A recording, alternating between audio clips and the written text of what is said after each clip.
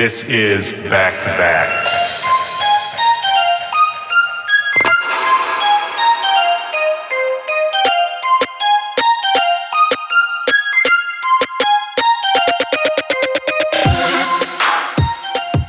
Yo, what's up, back-to-backers? This is Willy Joy. Welcome to the show. This is Back to Back. This is my podcast. You're listening to it. I don't know where you are. Maybe you're in the car. Maybe you're at work, at the gym, or maybe you're in the bath with some candles lit. You know, a nice, sexy podcast. What am I talking about? It's great to be here with everybody. I've got an awesome show for you this week.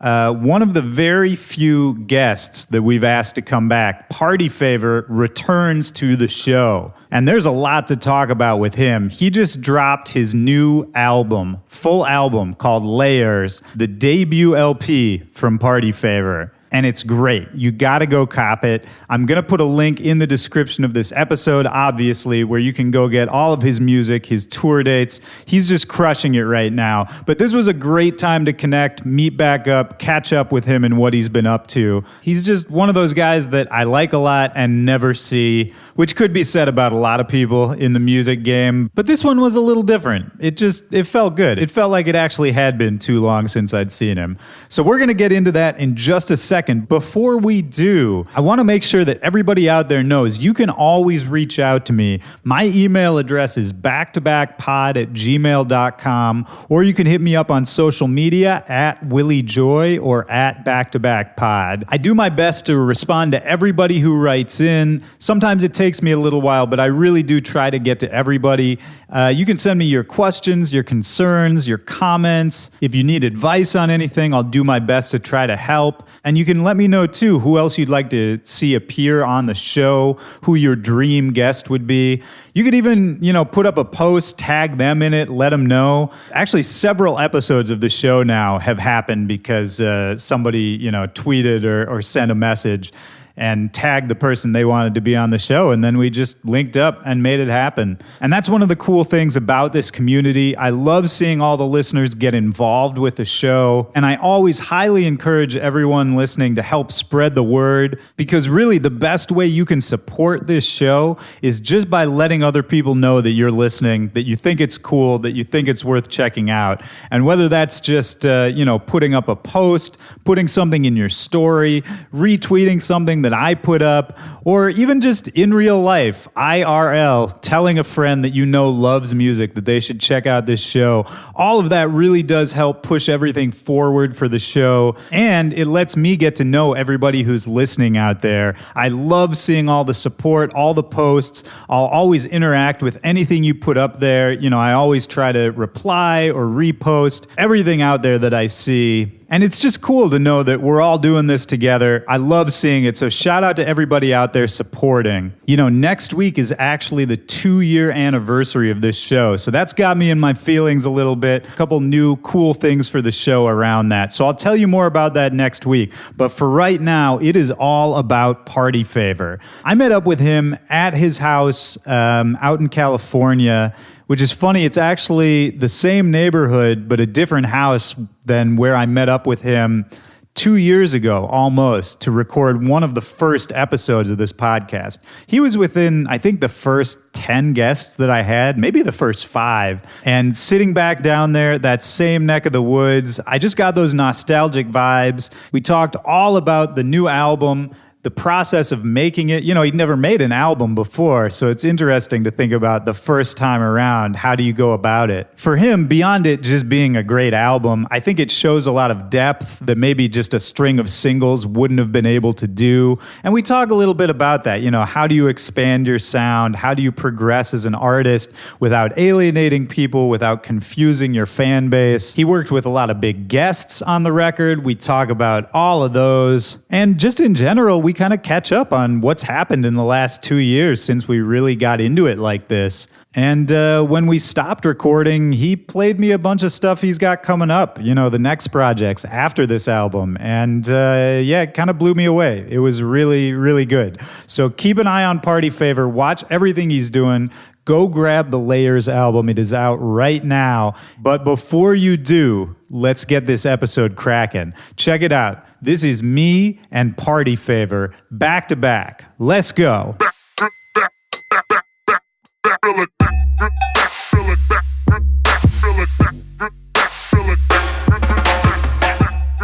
You know, ghost production, it's a fact of our industry. And I'm honestly not mad at it, but it's like, it's so funny to think about like hits being ghost produced, like the songs that an artist becomes known for. Right. That's just got to be weird. It's got to be weird for the artist who it's ghost produced for. To me, it's like if the person has hasn't even tried to be a part of the song, that's when I kind of take offense to it, you know? Because I think that, to me, music is always like collaborative. I think that many times you have to work with someone else that can help you achieve your vision. You know? Oh, yeah. And I think most of the time, probably almost all of the time, with the exception of like a couple geniuses, it's always going to be better if you get more ears on it and more people working on it.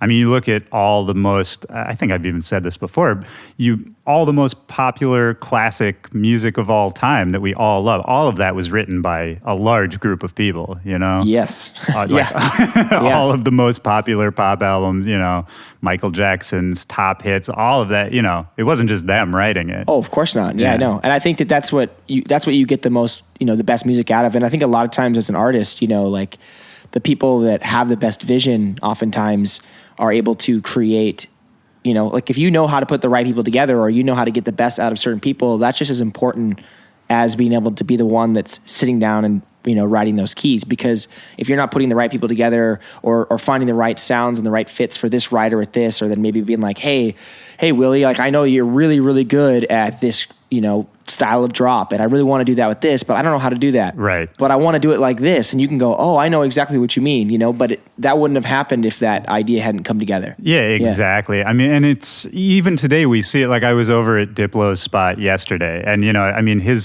spot is crazy. There's like 50 people there all the time, day and night. It's like no privacy whatsoever. Dude, I asked him about that. I was like, doesn't that bother you? But no, you know, and I think that's one of his greatest skills is like knowing the right combination of people to put in a room to get a 100%. Crazy result, you know? And that's such an unbelievable skill to have. And I mean, as I've been working even more on my album and working, like I worked with, you know, Graves on 2 of the songs on my album. Yeah. And one of them, his name's on, one of them is not. And it's like, I thought for a long time, I'm like, well, I need to put his name on it because he worked on it. But it was like, you know, for him and what he was doing and what I was doing, it was like he wanted to be a part of the song, but he didn't feel that it was like, I don't need to necessarily have my name on this song. Right. And it's like, you know, I think that ego-wise, I'm going, well, wait a second. People are going to think that this is, you know, this is that. But it's like, no, it was a collaborative effort. And, you know, I've done the same thing with other people, you know, where I've worked on something and I don't think anybody even knows that I worked on it. There's quite a few of those records now, you know? Yeah,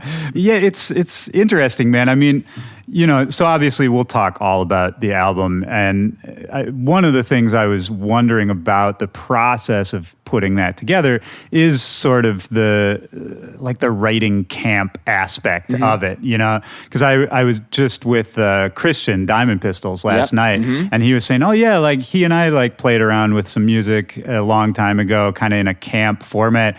I mean, it's crazy to me that you're at the point in your career where there's a Party Favor writing camp. You know what I mean?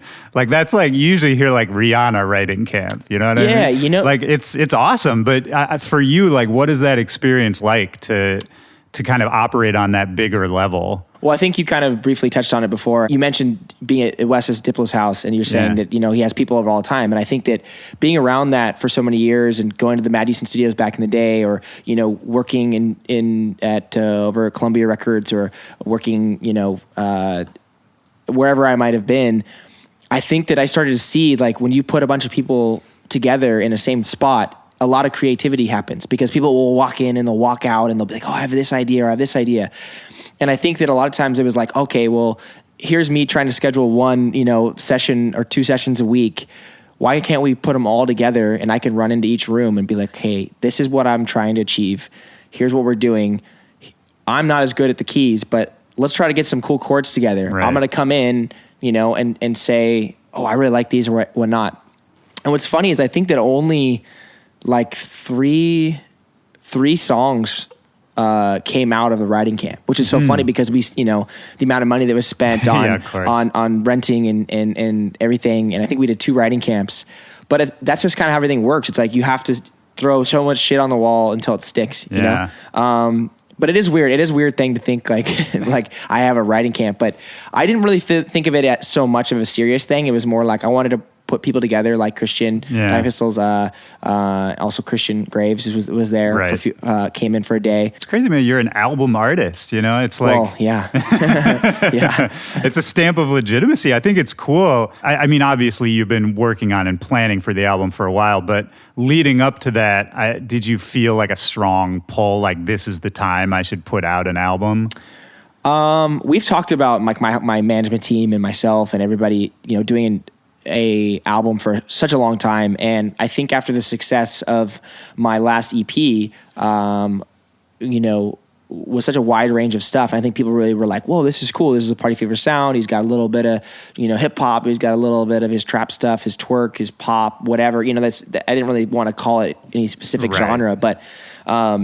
And then the year before that, I think I only put out like 2 songs. And I think I felt very constricted because I kept thinking, I'm working towards this album. And I think that I got to the point where I started thinking like second guessing everything that I was working on and what I wanted to put out. And I started to think, okay, no one's going to like this, or this isn't, heavy enough for the heavy kids, or, the trap kids, or this isn't, this is too poppy for this, or this is, whatever. And I think that once I fully committed mentally to the album, it was kind of like awesome for me to be like, all right, cool. I don't feel like I'm just making what I want to make. Yeah, and you don't have to worry so much about where each song fits in. Exactly. Yeah, and I think that it's a chance, because I think when you do singles, right, in this day and age with the streaming, and I'm sure you've talked about it many times in your podcast, but it's the way music is absorbed now is singles. Yeah. And I think that the way of an album, to me, is very important, but it's also kind of going the way of the dodo in a lot of ways, because it doesn't. So, there's been a lot of the songs on the album that probably just get completely overlooked that I spent, countless hours and lots of money on, getting recorded or set up or whatever. And I think that for me, it was just almost like I wanted to do this for me, and I wanted to do it for my core fans that believe in me and enjoy everything that I make. And, I already have plans beyond this. I already have an EP I want to do after this that's like a collab EP with some of my favorite people. I want to do an EP with like me, 4B, Wookie, a couple other people that makes really cool, just fun. Yeah. Don't think about it, just dance, get crazy records. That'd be great.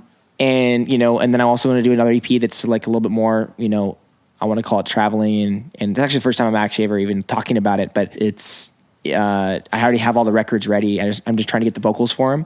But they're all super like musical, melodic. Yeah. I think one's like a liquid drum and bass one. Nice. One's like a, 118 BPM house song. Nice. One's kind of mellow trappy, but yeah. So, I mean, I think now I'm just kind of like realizing that I just need to keep going and doing my thing and just making what I want to make, because if otherwise, like, I think I'm just over now. I'm over just trying to make what everyone wants me to make. Right. Yeah. And that's definitely, it's a zero-sum game, I think, when you start getting into that mindset. Because I've been there too, of like, oh, well, if I go too far to the left or the right, people won't follow it. And like my DJ friends won't play it, or, I won't be seen as part of this thing that I feel like I'm a part of. Right. All of that shit, man, it's so hard to not be in that mindset. But I think really the only, if I think about it, all the artists that I truly love and am inspired by, they're all the ones who don't care about that. Yeah. Or at least do a good job of pretending they don't care.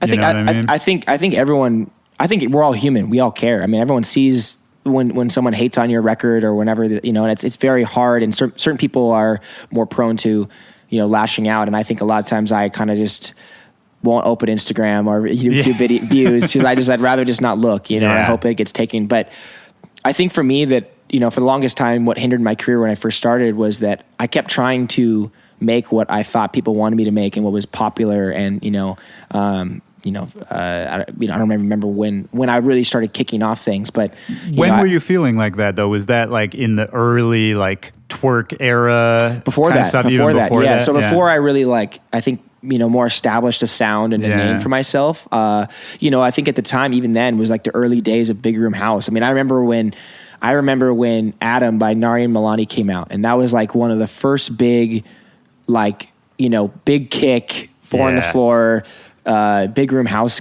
songs came out. And I remember I was playing, the first time I ever heard it, I was playing Supper Club in Hollywood, and I was opening set, and the headliner came on, and who knows, there's some LA DJ or something, and they started playing that song, and I remember being like, this is crazy. And then all of a sudden that started to blow up and that sound. And I was like, oh, okay, I need to make this because this is like the big thing.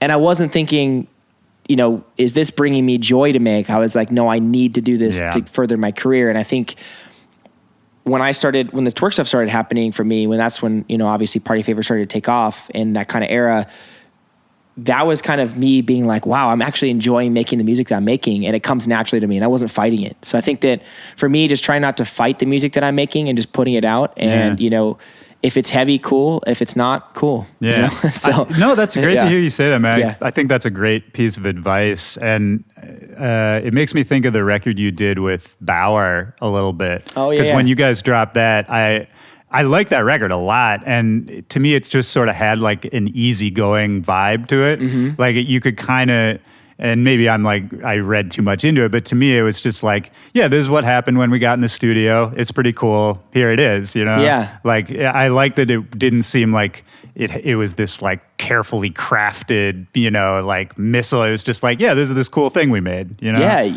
Yeah. That's actually exactly kind of what happened. Yeah, that's good. We you know, I'm really stoked on that song, and I think that it what's it called again? I forget. MDR. MDR, right? And it's actually called MDR because we made it right here where we're sitting. Marina Del Rey. Right here, yeah. So yeah, we were kind of sitting there like, what should we call this? And I'm like, well, I don't know. I was like, I hate worrying about names, you know. A lot of times, like, some of my song names are really weird, and a lot of times it's just like the first thing that pops into my head, and I'm like, you know, Bapu or whatever, and then I kind of figure out a meaning for it later. But, you know, sometimes it's related to the song, and sometimes it's not. But that one was like, okay, we made it here. We were looking out in this nice view and good weather, and I was like, all right, let's just call it that. Yeah, I love it, man. Even just right now, like I took the nice seat here, but yeah, just being able to like sit out and look at this is great, man. So for those of you listening, we're in Marina Del Rey, California. We're at my condo here. Oh, I just bumped the microphone. But yeah, Willy's got the good view. He's looking out. It's beautiful, man. At the airplanes taking off. Well, and I mean, living out here, it's interesting. I feel like, does anyone else in our scene live even remotely in this area? Actually, I think Dr. Fresh lives just down the road. Oh yeah, he's not too far. I've been to his spot out in Venice. Yeah, right down there. And then there's quite a few people that do. A lot more people that aren't necessarily artists, but they're like in the industry. You know, managers, agents, different people like that. It's nice, man. I mean, it's funny because I'm sure you get a lot of people being like, why do you live out there? I do, yeah. But I don't know. To me, this seems, I mean, the vibe is beautiful. It'd be super calming, it seems like, to be out here. Obviously, you're close to LAX, which is nice. I think that's a big part. I think for me, I love being able to be close to the ocean. And I think for me, my music is always about like, always like imagine good energy and good vibes when you listen to my music. And that's what I want to get across to people. And so I think that for me, being close to the ocean has always been, you know, I grew up going to the ocean, you know, it's been important to me to kind of just express that feeling. Are you a surfer? Not really, no, just boogie boarder, skimboarder. But I think for me, just the ocean to me is such like calming properties. It also has restoring properties. It also feels fresh and new. And it's like, it just represents, you know, I don't know. I'm a sucker for the sun and good weather. Oh, you know? dude, I feel you. I mean, you live in San Diego. It's even better than here. So.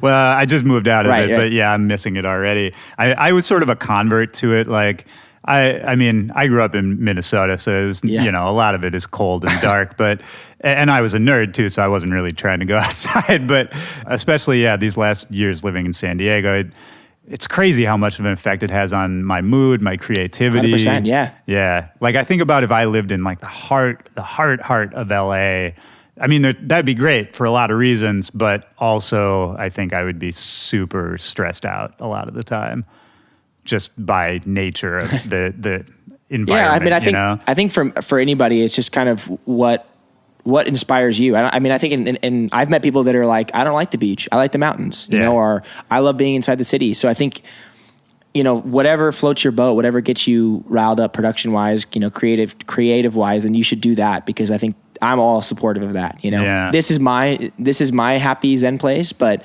I find creativity pretty much anywhere. For the most part. No, absolutely. And I mean, we don't want everyone to move out here. That'd be annoying. Everyone already does move out here. Well, that's true too. It's funny you say that because I just saw you a few days ago. You did a show in San Diego. Yes. And Bijou, the producer Bijou, was also there. And he was telling me, he lives out in Phoenix. Yep. Shout out to Bijou. And he was telling me you kept trying to get him to move out to LA. You're just like, why don't you just do it? Why don't you just move out here? And it's a funny thing, man. I don't know. I was like, Phoenix, I don't really know what the local scene in Phoenix is like. But it just got me thinking about like people in cities all across the country. I kind of feel like you can make it from anywhere. You know what I mean? Oh yeah, I think much more so now than anywhere else. I think to me the reason why I've always and this is coming me personally. The reason why, and I think a lot of people say it because I hear it all the time when I'm at a show or someone will come up to me and be like, hey, what's your inspiration? Like, our scene's dead here, or I'm having a hard time because I feel like I'm a small fish in a small pond. And I think a lot of times, this is the hub of I guess arts in general. I mean, you could argue New York as well, but I think in terms of music and film, right now I think LA takes it. Yeah, it's it's a hub for everything, and I think that to me, I've always been someone who's like, I want to come where the most talented, hardworking, cutthroat people are, because I thrive off knowing that there's someone nipping at my heels all the time, and I like that feeling. Some people don't, right? But I always tell people when they ask me that, I'm like, maybe you take that chance. Obviously, there's a lot of factors involved. You're uprooting your life. There's financial factors involved. There's this and that, whatever. But I think that a lot of people get stuck in a smaller town, and there's not that competition in the sense of there's competition, but it's kind of like it's like low I want to stakes. Step on you over the other person Right. rather than let's support each other. But I think I had a point in my head, and I think that I'm kind of stumbling over how to say it. Welcome to my life. Yeah. But so I'm sorry for listening. Sorry for whoever's listening, guys. No, but I think you're absolutely right. It's really easy when you're in, if we keep using this metaphor, like when you're in the small pond, you that becomes your whole world, right? And so things that in reality are sort of inconsequential, they turn into big things in your head. And I think it's really easy to get stuck in worrying too much about the little things when you're not around the bigger things to sort of give you that perspective, And I think it's kind of humbling because it's, you're around and you see, wow, look, here are my peers and they're stepping over me, now or whatever it might be. And it's like, okay, now I got to hustle or work harder. And I like that because it keeps you going. And I think that also, connections are everything in every business, every avenue of life, whether it's your friendships, if you're a businessman or, financial banker or whatever, the connections you make in life help you, in everything. And I think that being in LA somewhere is always great because, everyone is here and you can see other people, you can support other people, and you can make those connections and friendships that might last. Yeah. And it's funny you say that because I've been thinking about that a lot recently where, they might not be genuine though. Well, yes. So you have to have your guard up. Absolutely that. And we've all had those experiences.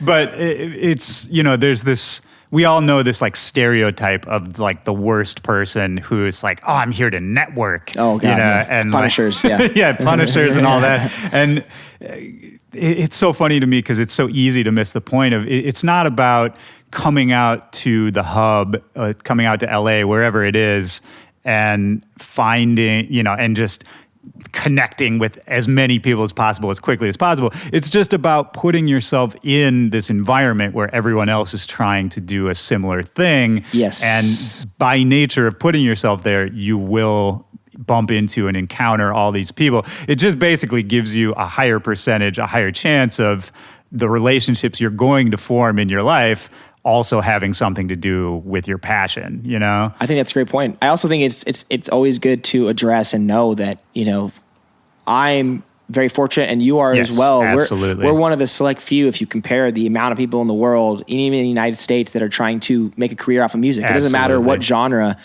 but we're very fortunate that we're able to be doing what we're doing. So, we're definitely one of the lucky few. So I think that's for me why I'm always trying to like be around that hustle, because it's like, I think that if I was to go somewhere, that wasn't like that, I feel like I would suffer. Yeah. Creative. Yeah, I've lived a lot of different places in my life, and a lot of them while I was doing music, and some of them felt very isolating, right. Especially to go to a place where there's more activity and then move away where there's somewhere where there is less. Like I'm kind of doing this bi-coastal thing right now where I'm in DC part of the time and in LA part of the time. And I mean, the energy is different. They're both good, and they're both, I like keeping it fresh, not getting too comfortable, but it's different. It's noticeable. I mean, I think the only other thing I wanted to say on that point was that, I'm not really trying to tell people everyone should move to LA. A piece of advice I give all the time is if you're in a place where you don't like the energy and you don't see what you want to see happening, sometimes you just have to make it yourself, you know? And if you don't have the resources or you don't want to move to the big city, you kind of just have to make those connections yourself. I think a lot of people fall into the trap of just sort of waiting for someone to notice that they're doing good and that they're talented, and that's just not the way it works. Ever. No. Yeah, I mean, it's also hard. I think coming up now is, it's weird because we live in such a viral moment, but I also think that it's very, there's a lot more hurdles, it's weird because there's like pros and cons, but I think that there's, coming up now is a lot different than it was even when you and I were rising in the SoundCloud ranks, if you will, but I also think that, music has changed so much. There wasn't, for a long time, it was like almost like a vacuum of how much EDM can we get of all genres, Yeah. And as much as I hate that word, it's like, it is what it is. And it's something that we have to acknowledge to find this music in this time. But it's kind of like, I feel like it's, now everything is kind of, hip hop's had its thing and music is being, from when I started, I mean, you could still technically buy CDs when I started. Same. And, we went from that to buying, everyone was buying a song for 99 cents. And now we have, people playing songs 60 times on their phone for, free basically. Yeah. And, you're making 1 cent off of that right. at most, know, so it's a wild world out there. And people trying to game it, songs getting shorter so they have replay value. It's bizarre to me, man. I mean, do you think about that when you're writing music? Like, do you think about the delivery method that like... Oh, yeah, totally. I think now, especially with like Spotify and things like, I think that you want to capture someone's interest, when they're scrolling through Spotify or a playlist, because, it's like flipping through a radio station or putting shuffle on something, it's like you got to catch someone's interest right away. Otherwise they're like, oh, I'm moving on to the next thing, So yeah, absolutely. And that's kind of, it kind of sucks as an artist to kind of feel like you have to constrain yourself, but there's certain things that I feel like you kind of have to either say screw it and like I'm gonna do 100% my own thing. That's the thing. And you're gonna on be or off, and you're gonna be out there, or you can say, oh, I'm gonna play the game a little bit, and I'm gonna try to get on a playlist, or I'm gonna try to whatever, and so it's always that really fun that balancing act, man. Yeah. To bring it back to you and the album, I mean, you mentioned earlier that was sort of a way to sidestep that problem a little bit, because obviously you're going to have some big singles, some big songs on there next to some more, say, passion project songs or whatever, where it doesn't matter as much. Talk about, just to get like nerdy about the actual like creation of an album. How much were you thinking about, since we were talking about Spotify and playlisting, all that, how much did you think about like the sequencing of the album? Like how many tracks are there going to be? What order do they go in? Right, yeah. Like the super nerdy part of it. I think that I probably started thinking about that a little bit later on. I think at first I was like, I want to make sure that I have enough music that then I can whittle down and cut out songs, because that's an ideal situation. But I think that when I started kind of really thinking about what I wanted to do, and I think what was a feasible thing is we settled on 11 songs for the album. And I think that I felt that 10 was too little, 13 was too many. Right. And, I like the number 11 more than I like the number 12. So that what came down to that wasn't even really nerdy. That was just a personal preference. Yeah. But I think that it was good. I think that, for me, the hard part, is figuring out the sequencing. I think that there was one song, it's called Holding On. It's the first song on the album. And that was always a song that I imagined when I made it. I was like, this has got to be like the opening of the album because it just has a very opening feel. And when it technically only has one drop, but it's kind of this really long cinematic orchestral buildup. And then the drop is just kind of this full blown wall of sound. Very like my kind of take on like a Rusty vibe from back in the day, or Hudson Mohawk kind of thing. I basically just kind of from there, we kind of together with my team, we're like, okay, well, what's the best flow for this? Do we want to come out hard and then kind of have some more mellow stuff in the middle? I knew the two songs I wanted to end with, and the one that we end with is called All of It. And that one was super special. I made that in a hotel room. And I really want to do a video. We have a video, my tour manager, G. Love G. Yeah, G's the best. Shout out Simply G. And he was filming me when I was recording on my voice note. I recorded my voice, and it ended up making a lot of the synths and melodies from my voice. Oh, that's great. Just on the iPhone voice note. And for me, the way that it came together, I was like, man, this has got to go on the album. And my team was like, oh, this is so different. It's very, for lack of a better way to describe it, kind of like Party Favor meets M83 in a weird way. Sure. And I think for me, I was like, man, I want people to see this side of me and know that there's this side of Party Favor as well. Not there. I think for me, I've always, fought because I made a lot of the same thing for a long time, and I think that was great for me, but it was also a detriment in the sense that I think people kind of expected and only thought of me as one trick pony. And I always felt and knew that I had a lot more to offer. And so I think that with this album, I think there's definitely gonna be people that are gonna be like, oh, I like these songs, and there's gonna be people that like these songs. But I think people are gonna hear that there's a lot more that influences Party Favor than just, people shaking their asses or, which is important, moshing or whatever. Of course. And I mean, I think for any long career, that's important. You have to show that range. You sort of have to, drag people along for the progression as we all mature and change as artists, Yeah.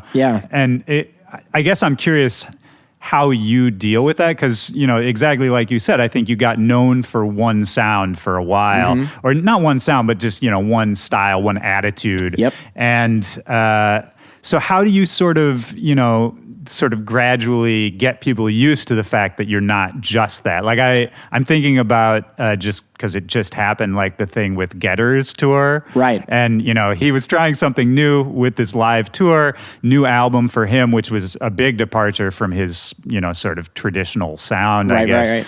And it seemed like he was getting a lot of shit and it bummed him out and he called off the tour, which is terrible for him. And, shout out to Getter because I love him. But yeah, shout out to Getter. I felt that as well. And I think that as an artist, and I think that a lot of times fans, I sympathize with them because, they like you for a certain thing and they love that sound, and that's something that means a lot to them, you know, but many times certain fan bases, certain styles, certain whatever, but actually can go across any music really, can get kind of toxic because, they want you to make that one thing that they like. Right. And if you don't make what they like, then they feel I don't know if it's like a personal thing or whatnot, but I think it's hard because it's like, I think a lot of times people don't realize that a lot of creative people, we're not just like, we do this to satisfy an urge that is like primal in a sense that we want to, for me personally, I make music and it's like, I still have so much to learn and so much I feel like I have to give to music, but I'm so much more matured as a musician and as a person than I was when I was 22 years old. Exactly. And I think that, a lot of times fans don't necessarily understand that, as you get older, not even as you get older, but as you mature or whatever, it's like, it's a natural progression to want to progress your sound, alter your sound, see what you can do. And I think that just like anything in life, everything changes. So I definitely sympathize with that. And I think that for me, that's always been a struggle was like, and and my team will be like, well, we need more of this song. We need to be, have something more like this song. And it's kind of like, well, I love that song and I love to play that song, right? But I don't want to make another one of that song because that song is its song, it is itself. And I think that, on this album, there's stuff that throwbacks, has a throwback and a callback to where I came from. Yeah. It has a callback to where I'm at now and also where I'm going. And I think that it's a good combination of a lot of things, but it was hard to kind of find that balance of, old and new. Yeah. Cause I think that, realistically there's maybe 4 songs on this album that are technically bangers in quotation marks, right. And the rest of them are either songs, or hip hop songs, or my variation of that, right? And more melodic stuff. And I think that, I'm sure that there's gonna be plenty of people that'd be like, "Where's the old party favorite? Where's the old this?" And I think that it's not like I just killed that person. It's just like I'm evolving as an artist. So as a person and as a human, man. I mean, it's like, do you still listen to the exact same music you listened to 10 years ago? Absolutely not. Yeah. No. I mean, I still love some of it, but it's, our tastes all change. It's funny to me because the people who just say like, oh, well, I just want, I like the one song and I want more of that one song. But for anyone who just does that, and there are artists who will kind of have a hit and then just sort of make different versions of that hit for the next year or two. Yep. And for me, I get why they do it, but you're not helping yourself because all the people who liked that one thing, all the next things that sound like that you put out, they're just going to say, oh, well, I like the first one better. This one's okay, but it's not, because you're just trying to sort of recapture something that's already done. It's always funny to me, the people who just sort of chase that one hit, because it's like, if you just follow this out logically, like we can all see where this is going to end 100%. up. And I think that I think it's sometimes, I like to use like Kanye as an example of like, obviously the guy is a hit factory and he's had such a storied career, and there's been essays written and podcasts and this and that about his thing, and obviously outside of his mental stability and whatever political leanings, whatever, in terms of just straight music, if you look at his album career from his first album until the upcoming one, Yandi, I think it is, everyone's got a favorite album, and there's no I'd say that there's no consensus that's like, this is the number one Kanye West album. Right. But what I think is so cool about that is that I think it's really cool that there's a kind of polar opposite of people that like this, because that means he's touched this many different people in different ways. Absolutely. But what's so cool is that I don't know what he's going to do on the next album. I know it's going to be different than anything he's done before. And I think for me, that is so important. And I love that factor about him, because he, I know that obviously he listens to fans and in the mental, that kind of stuff gets to him. But I also think that he's also someone who's like, I'm going to make my art the way I want to make my art. Yep. And I think that people listen to it because they know, this guy's going to do something I haven't heard before. Oh yeah, and people get excited just to debate it, just to talk about it. Yeah. Even the ones who end up not liking whatever the new album is, they talk about it maybe even more. Yeah, all press is good press, I guess, in that sense. But, in that sense. But I think to me that's kind of, and by no means I don't want anyone listening to think that I'm comparing myself to Kanye West, because that's definitely not the case. But I think that I've kind of come, to peace with terms of like, maybe not everyone will love this thing, but to me, I love it.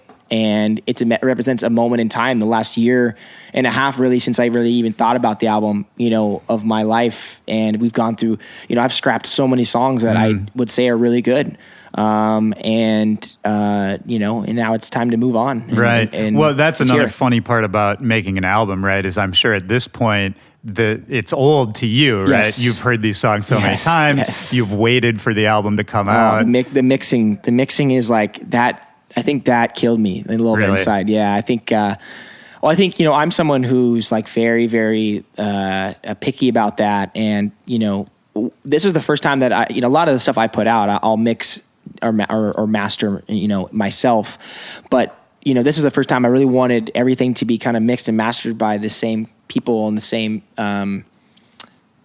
person so that it had a cohesive feeling. Right. So that when you listen to the album, stereo wise, whatever it might be, it all feels like it came out of the same equipment. And I thought that was really important. That's because smart. It's good. Yeah. Then it didn't feel like you turn on one song and it's like 10 times louder than the last song Right. or whatever. I'm not someone who's so, I don't know all that bells and whistles about the nerdy side of that kind of mix down stuff. But it was really interesting, but also very trying to get it right, because it's like I would mix it on my own and I'd be like, this is the way I like it, but it was sounding a different way. And I'm like, how do I get this person or get across this idea of how I want it to sound? And I think that overall across the album, it sounds just like I wanted it to. But it's interesting to think about the idea of collaborating on a mix, not collaborating on like a song, writing a song, but actually collabing on a mix. That's kind of cool, actually. I don't think people realize how much a mix is important, especially on songs that are with vocals, right? Because vocal production is its own art form, man. Yeah, and I think I think just getting the vocals in the right place and getting them to not conflict with any other sounds and getting them to it's such a thing that blows my mind. In watching the guy who did the album with me, Arnold, I was amazing watching him work, and I'd be like, wow, like what and can sit down and do and think about and process. I'm like, I was just in awe, and it was so cool to kind of see. I'd give him something and be like, I'm happy with this, but let's see what can happen. And then I come back and I go, this sounds incredible. This sounds 20 times better than my version. And then sometimes I'd be like, well, doesn't sound quite like my version. How do we fix that? So it was definitely a cool challenge. To figure that out. That's awesome. And you're about to go on tour, right? It starts pretty soon here, the album tour. So when you're listening, I'm already on tour and almost done probably. Yeah, it's weird because I think a lot of people ask me like, "Oh, you're on tour," and it's like I'm technically always on tour. Well, yeah, but this is like you're on the road all the time. A branded tour where I think for me, I really wanted to be like, no more Mr. Nice Party Favor in a sense, and I wanted to really step up and step up to the level that a lot of my peers are at in terms of production, and I think for me, it wasn't just okay, let's have a cool LED wall and some cool lights and try to time code some stuff. It was like I wanted to create an experience that people walk away from and go, whoa. And even if they're just Party Favor fans or hopefully just dance music fans, they can walk away and go, wait a second, this is not what I've ever seen Party Favor do, because I think in the past I've had coordinated intros and I've had, the set piece with the TVs, but that was just kind of a static stationary thing. Yeah. And I kind of scrapped back anything in front of me, and everything kind of surrounds me in terms of the lights. Okay. And it's based on lights and this kind of crazy hologram thing we created. Without giving too much away, it's just kind of, I want people to experience the music, and also I wanted every song to have its own moment, whether that's my song or someone else's song that I'm mixing. Right. Whether the lighting style or the colors are always changing and feeling fresh. So it's not like you've gone to the show and seen, the same visuals on a loop. You know? Yeah. And I mean, that's got to be a new thing in a way. I mean, like you said, you did the tour with the big TV set piece that I thought that was awesome. But, now traveling with like a real production rig, right? Probably investing a shitload of your money into it. Yeah. Yes.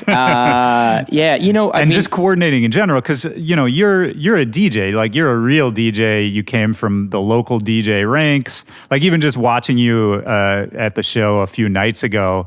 It wasn't pre-planned, and I could tell you were just kind of doing it, reading the crowd, right? Kind of in the old school way of it. Yeah. So is this sort of? Did you have to adjust your brain a little bit to sort of fit this new format? It really does, because it kind of goes against everything that I've always ever done, right. and I love the challenge, but it's like I'm such a person who like I'll go play festivals and I won't even prepare a set, I was going to ask you about that. That's kind of been, I think, to my benefit and also to my detriment in the sense of not creating enough of a proper show for kids. I think a lot of times I'll overthink things and be like, oh, well, the crowd's not moving as much right now. I need to switch to this or do this, and I think that. I'm kind of realizing now that there's that, not everything has to be jump up and down and do all this, and I think that, so for me, this show is a chance to let, there's highs, there's lows, there's mids, but it's like, I don't feel like it ever loses energy, but it takes you on the journey that I'm hoping, to go. But going back to your question, it's been super hard to kind of create an exact set list that I want to run through. You know, nothing's synced, nothing like that. But like, you know, here's a playlist of songs that I'm pretty much going through every night in a new way. But like, it needs to do that so that it can be proper with the production and the lighting and the timing. Yeah. So the kids can see it, you know, fresh. Because, you know, to me, it might feel the same. But to everybody in the audience that's going to see it, it's going to feel like for the first time for them. Absolutely. So. And I think I look at it somewhat like I think about a comedian set where, you know, a lot of times when, you know, a high-level professional comedian will go and do a run of shows, I mean, there's a set list. You know, they're hitting the same things around the same times. But each night, each performance, they're changing little things about it. Right. Like, to me, it's less about sort of you have to reinvent it every night, but instead sort of over time, and I'm sure you'll do this on the tour, you can kind of just refine it after each time, you know, and say, okay, this was a good moment, this moment didn't work as well, you know, how can I need to replace that moment. Exactly. And then by the end of it, you've got this fucking monster of a set. Right at the end, yeah. Well, that's good because it's a Palladium show at the very end. Well, there you go. Yeah, man. I mean, and comedians, I guess, are lucky because then they can release that perfect thing as a special and sort of double down, and we don't really get to do sometimes that. It's even cut up, you know. Right, of course. But I think that going back to what you're saying, that's actually a good analogy to use as a comedian thing, because I think also at the same time they're figuring out an order. Yeah. Because I've actually seen, you know, one of the nice things about living here in LA, I love going stand-up comedy. So we go to the Improv a lot. Dude, I love it too. And it is so awesome because, you know, these big name people will come in. Like one time we were there just hanging out to see, I don't even remember who, Chris D'Elia or something. This was a couple years ago.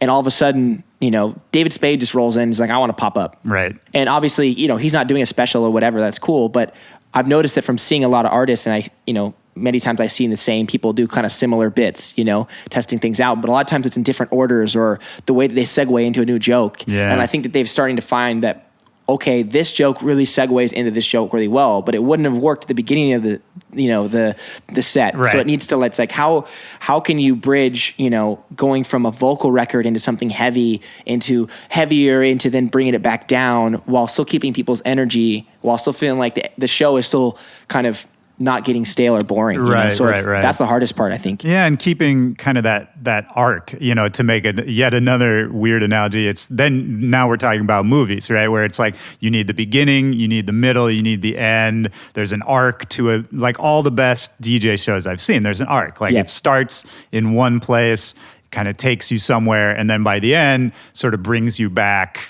to where it started, or it sort of ends in, I don't know. Like I just saw...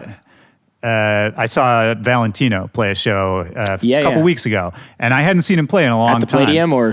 No, this was actually out on the East Coast. Oh, okay. And it was at U-Haul, actually. Oh, yeah. And it was honestly it like kind of reinvigorated my whole shit. Like it was one of the most fun shows I've seen in a long time. And I think he would say that too. It was like one of those special nights where just the energy was crazy.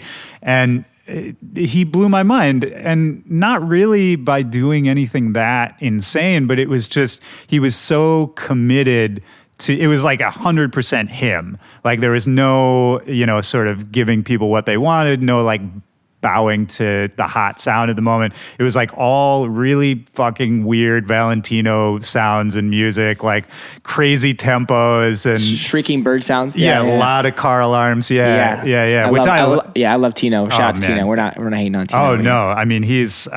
we have a super group called PartyCon together. You know, yeah, man. Keep an eye out for our EP. That's never gonna come out.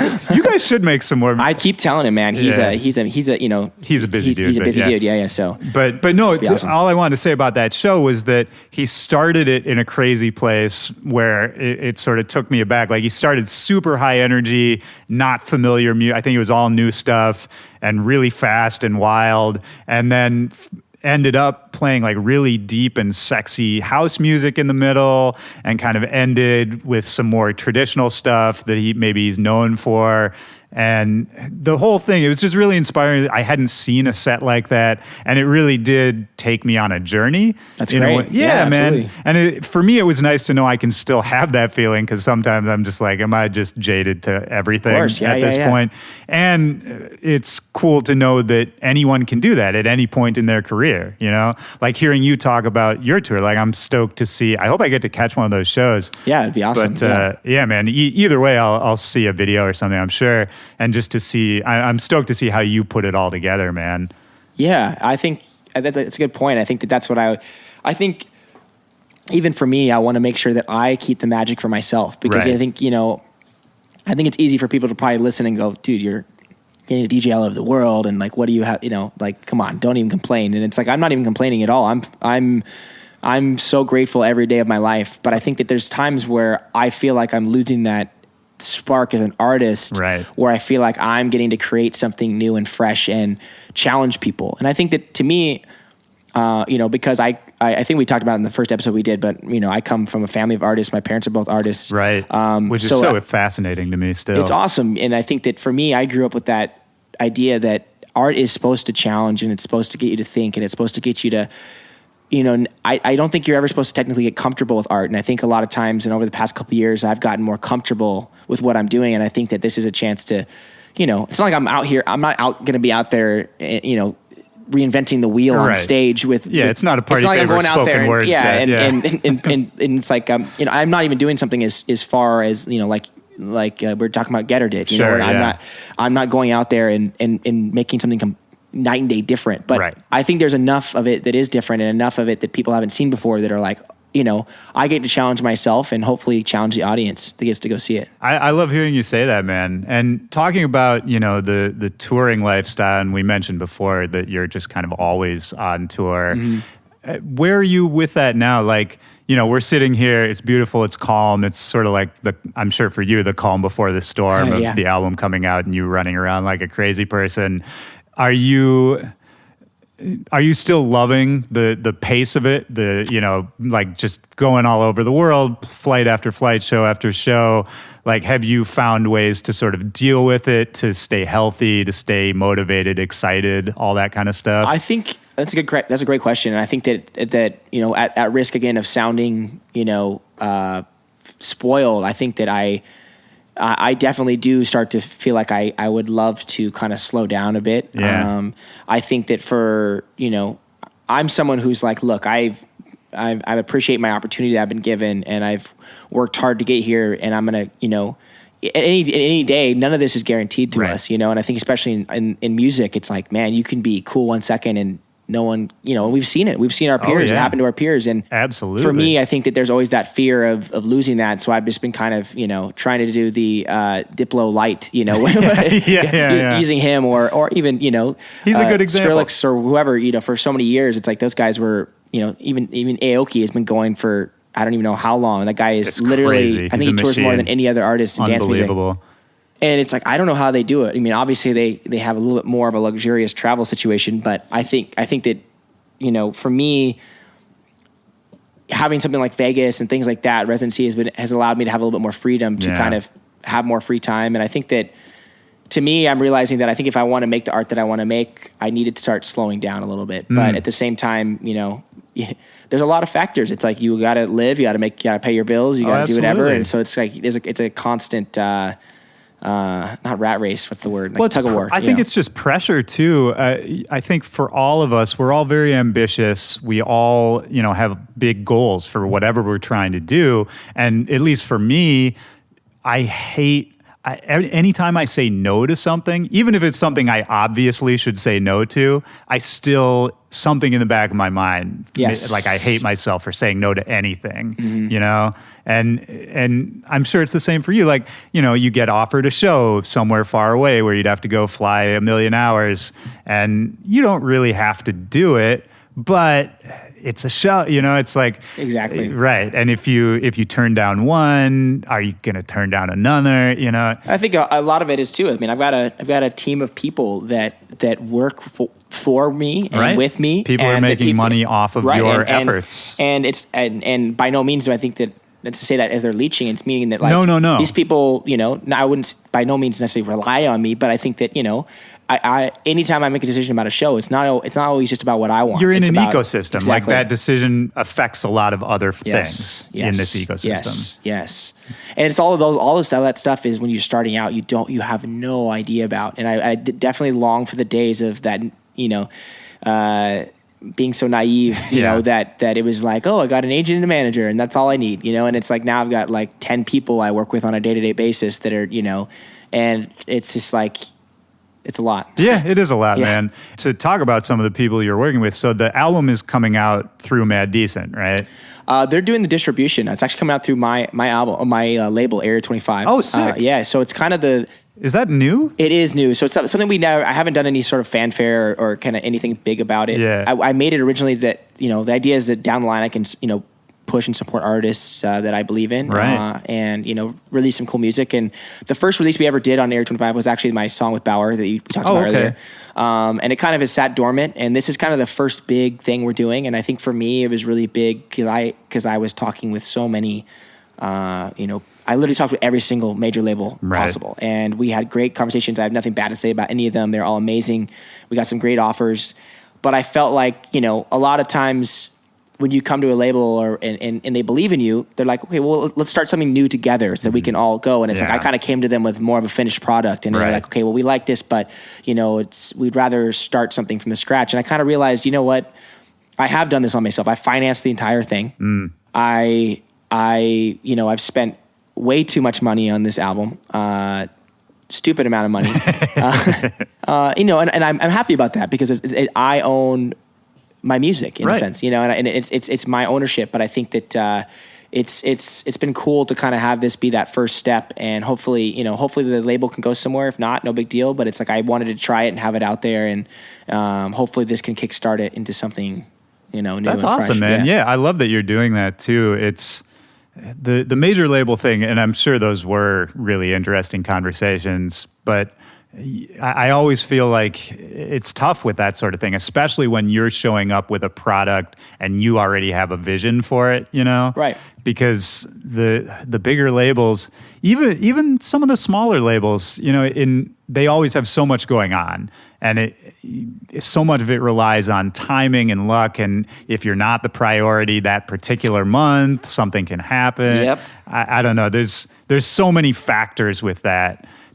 Because at least for me, like when I started, exactly what you were saying, I was very naive, and I was like, oh, well, if X label would just put out my song, then I'd be a famous DJ, you know? And it's so funny to look back on that now, because now I think the more independent you can be, the better. Not that labels can't give you resources and help, and I think there's still plenty of value to labels in certain situations, but at the end of the day, man, the more control you can have. Of course. I mean, yeah, 100%. I think that you have to find a label in a situation that believes in what you're trying to do. And I think that goes across finding a manager, finding an agent, finding whatever, because, you know, a lot of labels, especially nowadays in music, and it's been like this always. It's like, at the end of the day, putting out 50 indie records that have a very small audience doesn't keep the lights on, right? But a number one Billboard hit sure does. Yeah. So, you know, it's not like I hate that at any means, but it's like, you know, if you come to a label and you're like, hey, you know, here's an art project that I'm trying to put out, you know, a lot of times it's like, okay, well, what do you have to give us that's going to help us keep the lights on for this project, right? Yeah. So I think for me, my music always has had one kind of foot in the door of listenability, and, you know, a lot of my stuff's been on the radio, some of it's not. Well, you're still the sync king, man. I think I was giving you shit for this the last time. You were, but. yeah. Well, you know what's funny? We actually just got another one that's crazy. It's going to be, keep an eye out for it. It should be airing pretty soon. It's going to be I actually don't know if I'm actually allowed to talk about it, so never mind. All right, fair enough. But it's going to be a worldwide commercial, so that's pretty exciting. Yeah, crazy, for a worldwide brand. So excited about that. But anyways, movies, all of that, man. There's something about I don't know, because we talked about this before, and I mean, I know it's not like intentional, but somehow you just I still don't totally understand. Like, obviously you have a great team behind you that finds good opportunities and all that, but I don't know. It's like there's some magic in what you're doing. I think it was really funny. We went to meet with my publishers one time, and publishers are a lot of times the ones who are out there, pushing your music around. Yeah. And a lot of my syncs have, came before I even did that, and obviously since then. But I remember one time they were joking. They're like, "Yeah, well, we get offered, requests all the time. Like, oh, this was at least a year ago now. But they were like, oh, we need to sound like this song, and they used my song, and I'm going, well, just tell them, like, that's my song. Right. Like I can make another song like that if you, Yeah, if you I'm really want me still to. here. Yeah. But you know, I don't. Who knows, man? I used to joke like, man, I think I just make really simple, dumb songs that you know is easy to Right. listen to. So maybe that's it. But Well, again, and I think we also touched on this last time, but it's one of my favorite things to talk about. Simplicity is the most important, the hardest to do thing. You know, like you're being humble and saying, "Oh, I make simple, dumb songs," but to me, simple, like I love simple, dumb songs, and I think all the best songs are fairly simple, dumb songs. And making a simple song that's actually good, that's one of the hardest things to do. That's like what every pop producer at the elite tier wants to do. 100%. You Yeah, know? yeah. I think. Yeah, weirdly enough, that's kind of always been like the strength that I've relied on is something that's very simple, catchy melody that can be repeated many times without getting old. You know, and I think that if you can hear something over and over and over again, a lot of times, like if I make a drop, a lot of times I'll make the drop melody, like let's say if I have 808s and hats and you know all my bells and whistles and effects, and I'm still not sure like what the sound is. A lot of times I'll already take a grand piano sound and I'll try to make a melody on that. And if I can get that sounding cool with a piano, if it's basic, you know, without even a cool sound, I know that something's going to happen because I've got the right melody for it. You know, whether it's a bass line, you know, or you know, a lead. So I think for me, that's always been the one thing that I know that I can rely on myself for, and I think is, you know, my strength versus some people have, you know, the technical sound design side that are like, you know, I can make, you know, I hear some of these kids and I'm like, dude, I don't understand, you know, where you came from. I'm like, you are making some of the coolest sounds in the world. And I can't do that. So I'm like, I'm going to play just off the strengths that I have. And that's all I can do, you know, as a musician. So, and that's yet another key, man. And it took me a long time to come to that realization that you don't have to compete in every arena, you know, and you don't have to try to be the best at every single thing. What you have to do is find the thing that you're really good at that comes naturally to you that maybe is harder for other people to do. And just focus on that. You know, there was so long where I would stress myself out about sound design and exactly what you said, making the craziest noises and trying to figure out exactly how somebody did it. And it was never fun for me. You know, like it's fun to a certain extent. I like learning. I like making new sounds. But the super nitty gritty synthesis side of it, it would just stress me out at the end of the day. 100%, And once I sort of figured out that actually the stupid, dumb ways that I like to make sounds end up sounding really unique too, and that I don't have to try to be, you know, whoever it is. 100%. Yeah, man, it was like a huge relief, and it made my music better. I think for me, it's always just been like you know, we all learn how to make music in a different way, right? Maybe you learn guitar when you're younger, maybe you learn piano, maybe you learned whatever. And I remember when I was a kid, I always wanted to play an instrument. I played the trumpet in third grade band or whatever it was. I played the trumpet too. We talked about that. Shout out to trumpet.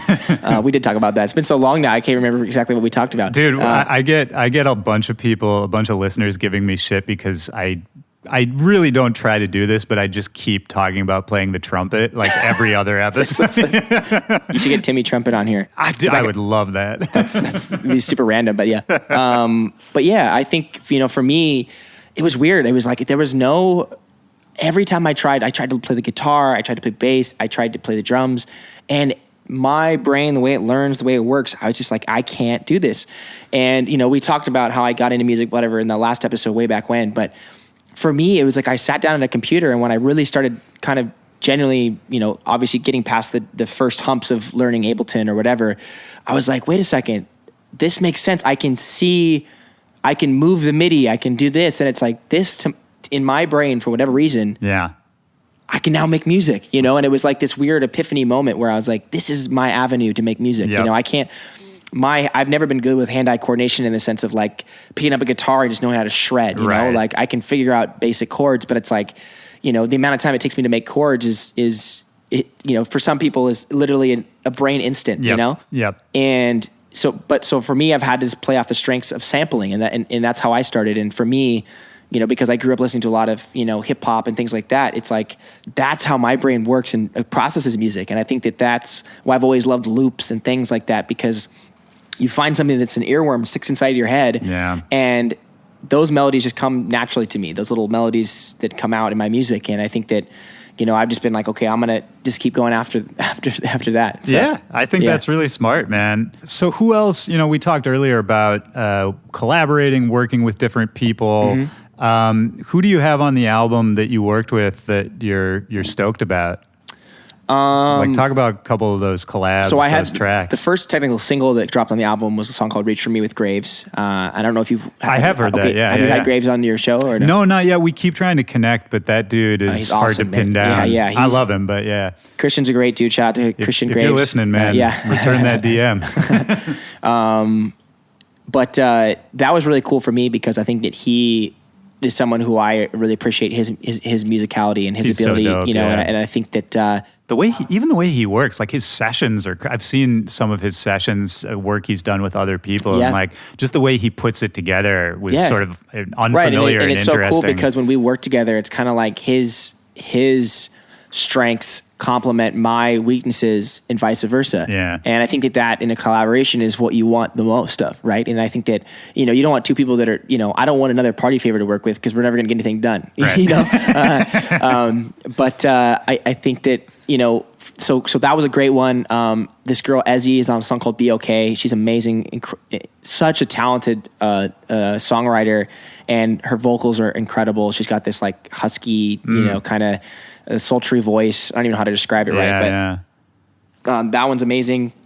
And then in terms of, I've got a lot of people in the hip hop spectrum on it. I've got A AP Ferg, nice, Juicy J, Lil Baby, Rich the Kid, and then I've got Project Pat. Yeah, we need to talk about Project Pat. So 2/3 of 3-6, and then OG Macco. So like, that's so sick. Yeah, so it's cool. And that Project Pat and OG Macco record is one I made a long time ago, and I'm so stoked because that's kind of like old school party favor. It's a twerky record, nice. but it's also they both have full length verses. There's a hook. It's a song, and I hope that the strip clubs will play it just as much as the. What's so funny when I saw saw the track list somewhere and I saw Project Pat on there and I was like, fuck, because when years ago I always had this idea that I never made into reality. That I was like, who's the one person that I love that no one would expect if you got him on a track? And it was always Project Pat. I've just, for some reason, since I was a kid, I love Project Pat above many others. Were you in the studio? Did you talk to him? No. Yeah. So, what's so funny about, this day and age is like, obviously everything can happen over the internet. Of course. And I'd say about, half of those names I mentioned came about over the internet and half of them came about in person. And, working with A AP Ferg was incredible. What an incredible talent. And he's an amazing dude. And I'd worked with him before on one of his records. But, working with Pat, that was all over phone. I mean, we literally was like, we have a connection. He digs the record. He's going to record on it. And if you like it, obviously you can pay him and see if he likes it. And so literally like 2 hours later, we get a little, a voice memo on the phone of recording it. And it's like, even though it was bad quality, a voice memo, whatever, I was like, I listened to like maybe 10 seconds and I was like, pay the man, and it was cool because it was to the beat, it was to the thing. And I ended up rearranging it and moving it to a different area and kind of putting it in my own world and adding my effects and things like that. But it was such a trip because I'm like, man, like literally, 15-year-old me or 14-year-old me would have been so stoked to know that I had 2/3 of 3-6 Mafia on an album. That's incredible. And they're on different songs, but yeah. Yeah, that's so cool, man. I mean, Juicy J too. What a fucking legend. Yeah, that guy is, he's kind of a similar thing. It happened pretty quickly. And, in true Juicy J fashion, we were like, see what you vibe on the song. Like, this is what A AP Ferg's singing about. And he was, sure enough, in his fashion, he sings about what he knows best, and that's girls and booties and drinking and drugs. Yeah, I mean, he's always been pretty good about sticking to what he knows. Yeah, that's one guy that hasn't branched out as much in terms of. But I don't really want him to either. Oh no. I mean, his voice. It's like you put that on, and it's like you can't help but kind of want to move a little bit.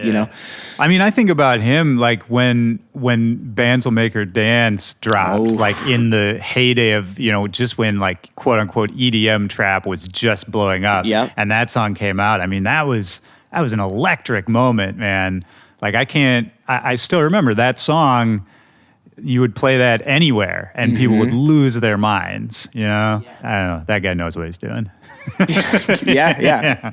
I don't even know what I'm trying to say. I just love that record. I think that he's just he's tapped into, the simple zeitgeist of just, there's music for people that want to think intellectually about music. There's music for people that want to be sad and listen to music. There's music for every genre, every emotion possible. Right. But there's also music for people that just want to let loose and not think, and I think that there's a lot of people in that scene, and I think that a lot of, dance music fits into multiple genres, but that as well, where it's like you can kind of let go of whatever's going on in your life and just dance. And, whether, they could be singing about, butts and drinking, or they could be, singing things about turning I love, up. By the way. Yeah. Who doesn't, Yeah.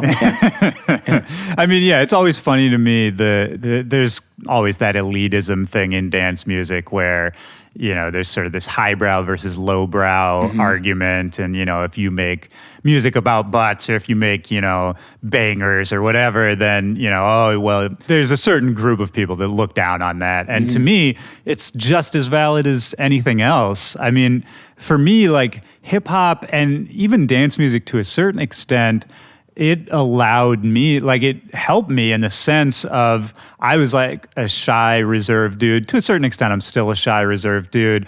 But hip hop music and dance music, I don't know if it brought me out of my shell, but it made me much more confident, especially once I started playing it and actually being involved in it.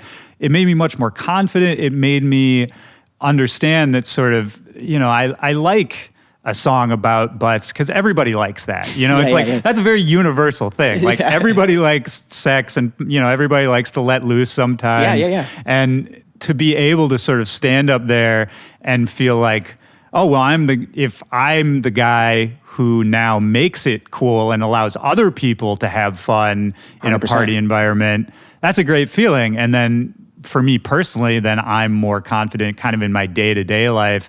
Like I used to DJ for a bunch of rappers back in the day in Chicago, like a lot of local dudes. There was this one guy, Mike Terror, who was the filthiest rapper. Just like every single song was just disgusting. And not only was I DJing for him, but I was his hype man. And so I literally just had to stand up there and shout gross stuff at people. I'm trying to imagine you doing that too, which is even better. It was a learning process, but by the end of it, I was fully into it. Yeah. And once you sort of embrace that, I don't know, after that, I was kind of fearless. I was like, oh, I could do anything. I think that's what's so awesome. I mean, I think that's what's so great about music. And I think that a lot of times when people get elitist about certain things is that, they love something and they've attached something personal to a genre or a style or an emotion of music that is important to them. And I think that's what's incredible about music. But I think that, to me, I've always been something that I love so many different styles and music that, I listen to Odessa, I listen to Duke Dumont, I listen to Eric Prydz more than I listen to trap music. Of course. I know you've always been a house head, man. But I think that, to me, it's like everything has a reason and a purpose. And it's like a lot of times, especially in dance music, a lot of stuff is instrumental. Right. And I think that, it's all about creating a feeling. And it's like, if that feeling doesn't work for you, then move on and go find something that works for you. But I think that I've always been trying to, try to be someone that doesn't, that tries to find the good in all styles, because I think that there's something, that's amazing about each style of music that can be within one set or one piece of thing. I mean, just like a person isn't one emotion or one thing, we're all very complex people. And I think, as long as the music you're making, as long as anybody who does anything creative, if their personality is in it, that's all I really care about. 100%. I don't really care about the actual, the way it comes out. I mean, and you were just mentioning, Prydz and all of that. And I know you've always been a house dude. Like, I even remember back when we were on that Brills tour years ago, it was at the sound checks, you would always be playing like little house sets just for fun. And do you ever think you'd go down that route, even as like an alter ego or something? It's so funny you say that. I actually am almost finished with an alter ego right now with someone else. We have a group, another person who has a name. I can't say it yet just because we want to make sure it's proper, but we already have some support from some really big house guys. And I really think that for me, what's really been really cool about it is that, I'm not doing the house stuff just because it's popular. I think that I finally have an opportunity to do something that I really enjoy, but also I don't feel any pressure because, I'm very lucky. I have party favored that, is this bigger project. But for me, it's kind of like I have all the knowledge and everything that I've known that I wish I had known when I started Party Favor. Yeah. And I've now been able to kind of just be like, let's see what happens. If nothing happens, cool. But at least I got to do it, and I know I did it. But I still feel like it still lives within its own world, outside of Party Favor, that it doesn't feel like right to be a Party Favor project. Sure. But I think I'm really excited for it to come out because it's going to be a chance for me to finally put out a little bit of house music that I've always wanted to do. Yeah. Flex those muscles. And again, it's what we've been talking about this whole time, man. Maturing and growing up, and being able to follow all of that shit that we loved. Because with any successful project, you have to make decisive choices at a certain point, right? And be like, okay, this is what this project is, right? And I think just in terms of like very nitty gritty, like success shit, like you have to make those choices, but that doesn't necessarily mean that you stop caring about all the other stuff. Yeah. You know what I mean? I think that there's also, with just like with any project though, and what we kind of touched back on the album, for me, like I was saying, this house project is free. It's a blank canvas, and I know what I want to do with it. And the person I'm working on with, we're on the same page, which is great. And I'd be happy to play shows doing it. And if it ends up getting supported by the people that I look up to in that side of the world, then I'll be just as happy. I've also got another side project with someone who's way bigger than me, and the music's been done for like a year, and it's just been a label situation on their end, getting that to come out, and that's on a whole other side of the spectrum, and that's some crazy, that is some really cool stuff that I've never been more stoked on, and it's like the same thing. It's like I'm so excited because it's like we both are able to kind of do it. And not necessarily be like, oh, we have to live off this or whatever. And we can just be like, we're going to play when we want to play, and we're going to do what we want to do, and we're going to put out how we want to put out. And it's kind of freeing because then it kind of allows my brain to kind of step away from Party Favor for a minute, work on something fresh. And then when I come back to Party Favor, I'm like a lot more clear-headed and feel less, Yeah, so no, cool. Exactly, man. That's what this podcast is for me, honestly, is like, I don't have to worry about music, like making music for a second. We have this conversation, then tomorrow I can go sit down and feel ready to, get back in there and like re-inspired, you know? I think everybody needs that, whatever it is for you, whether it's just going out and going on a run or getting in the ocean or, whatever it is. It's so important not to just feel like you're a slave to the one thing, Yes, yeah, very much so. I think it's healthy for anybody. I mean, in anything. I agree, man. And that's why people, that work in other industries have time kind of, they have retirement or they have, paid leave or whatever it might be, because it's like you need to step away and kind of reset to make, that just to keep yourself healthy, in anything. Absolutely, man. And maybe that's a good way to start wrapping it up. I've been talking a lot about, self-care and taking care of ourselves. Is there anything you're doing, anything you've learned over the last couple of years of, this crazy lifestyle of, taking care of yourself in this, crazy pace on the road, staying healthy, staying happy? Yeah, man, there's been a lot. I mean, I think in terms of, straight health, it's become a meme at this point now, but I think drinking water, you're drinking water right now. I'm drinking water right now. Water is literally like the greatest thing ever. And I think, for a lot of people, people drink a lot of times because they've had a stressful week or they've, whatever. And I think that, in our scene, where we work is where people go to let loose and party. And I think that one of the hardest things is I come home after a show every night and my mind is running because I don't think humans are supposed to have that much endless stimulation. And then you're supposed to be like, all right, time to go to sleep. You got to wake up in 4 hours for a flight. And, I think for me, me personally, I've cut out drinking pretty much. And I drink at like a dinner. Or I'll have a drink every once in a while. I think on San Diego, I had a couple drinks. Sure. But, very, very rarely does it become something where I'm just drinking to drink anymore. Right. And so that's a big, advice I have is like, if you can ever just, cut back on those vices whenever possible, I think it's important for health. And especially when it's just the mindless thing, like you just said, drinking to drink, right? Right. Because there was definitely a point in my career where, I just, drink it because somebody handed it to me, you know, there was no thought behind it. I think also too is just to, and it sounds so cheesy, but I think that I've realized over the years now that more good has come to my life and my career and my thing by just trying to be a good person overall to people and to, because in this industry, there's a lot of, we joke about it. There's a lot of bad people and rats and this and that. But I think for the most part, the large majority of people are wonderful people. Yeah. But I also think that, a lot of times people don't treat each other the best. And I think that, whether that's making a comment online or, whatever, but I think turning off social media and making human connections and trying to be there for people is super important nowadays. 1000%. And I think that I've seen that benefit my career, just with my relationships, old friends, people in the industry.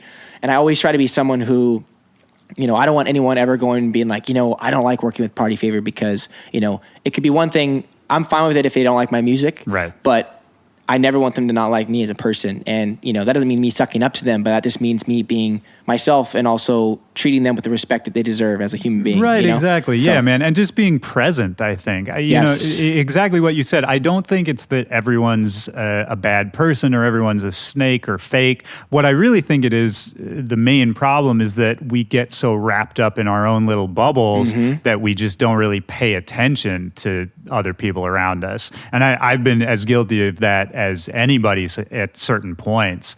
But I'm doing the same thing, man. I love that you said that. I'm trying to just, pay attention to the people around me. If I'm in a group of people, I'm not on my phone. I'm listening to what people are saying. I'm trying to sort of just be a fucking human being and interact and also just checking up on people too, right? Because what we do can be really isolating. Yep. We're on our own a lot of the time.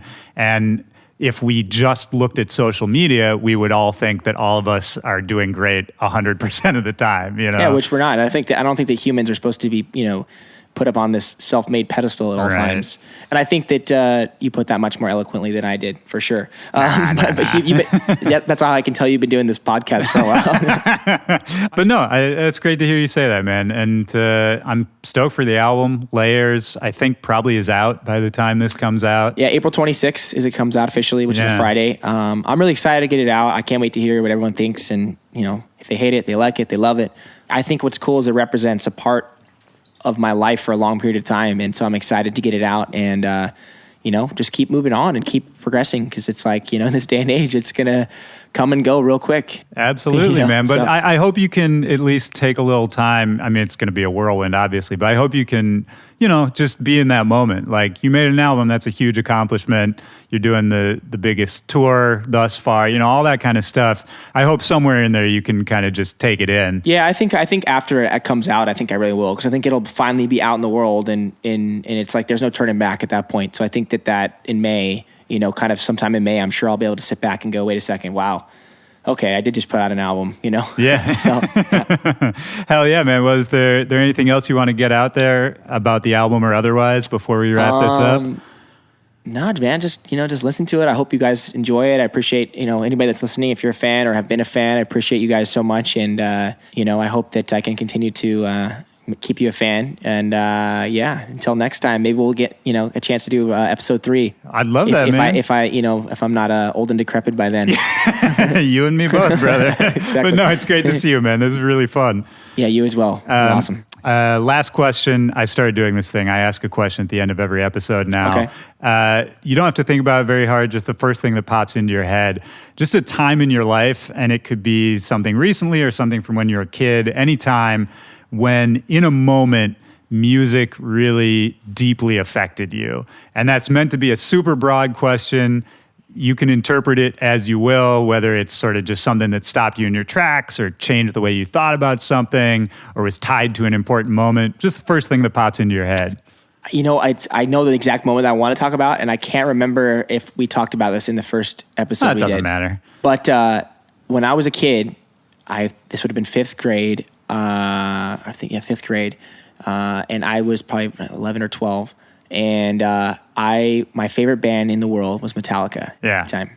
And I loved all genres, but Metallica was my thing. And my dad's really good friend was this huge music video director and producer, and he was shooting a Metallica music video near where we lived. Oh, wow, yeah. So we got to go to the set and they got invited. And I was like, I mean, come on, this is a huge deal. Unbelievable. And, even in 99, these guys are still on top of the world. And so we sit down, they're doing the music video. We go to break for lunch, and I'm sitting down with my dad and the director, Matt Maheron. And all the guys from Metallica walk up with their food trays, and they ask to sit down right next to me.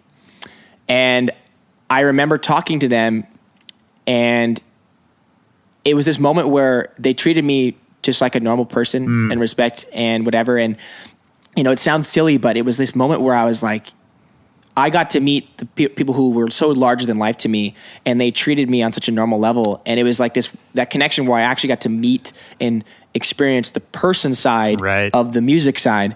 And that was such a special moment that has always been such a special moment for me musically. And it's I think it's bigger than Metallica or whatever. For me, that was like, it was this weird foreshadowing now looking back on it, but it's just, I hope one day that I get to meet them and tell them how much that meant to me, because that was awesome, Yeah, man, I love those moments of where you just realize that, everyone's just a person, and, those people who made this thing that means so much to you, they're more or less the same as you, And not only do I find that inspiring in the sense that anyone can do anything they want to do, but it's also just comforting to know that like we're all kind of connected, and maybe we all have those people we put on pedestals, or those people we think are gods or unattainable. But when you realize that no one really knows what they're doing, and just that everyone's kind of doing the best they can, and to see that some people can take it that far, I don't know. I think that's just an awesome moment. Yeah, 100%, awesome. man. Even for you, I'll end it with this. Even seeing what you're doing with the album and the tour, like, I remember years ago when we first met, like, I wouldn't have known that you were going to go on to get to this point. Like, it's awesome to see. It's inspiring. Yeah. Just on that level. Like, I love that, man. I'm stoked for the album. Yeah, I'm stoked too, man. That's awesome. Hell yeah. Well, thanks for having me. Thanks for doing it, man. It's great to see you. It's great to see you. All right, man. Peace. Peace.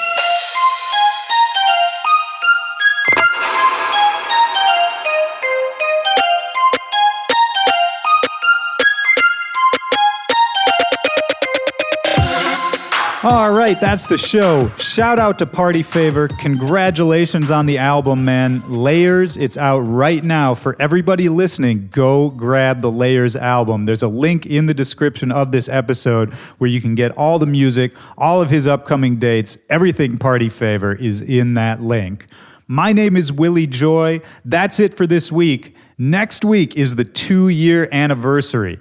I've got some big shit planned. I'm not going to tell you about any of it. You're just going to have to wait. But trust me, it's good. Be good to yourself. Be good to each other. And I will talk to you next week. For Back to Back, this is Willy Joy.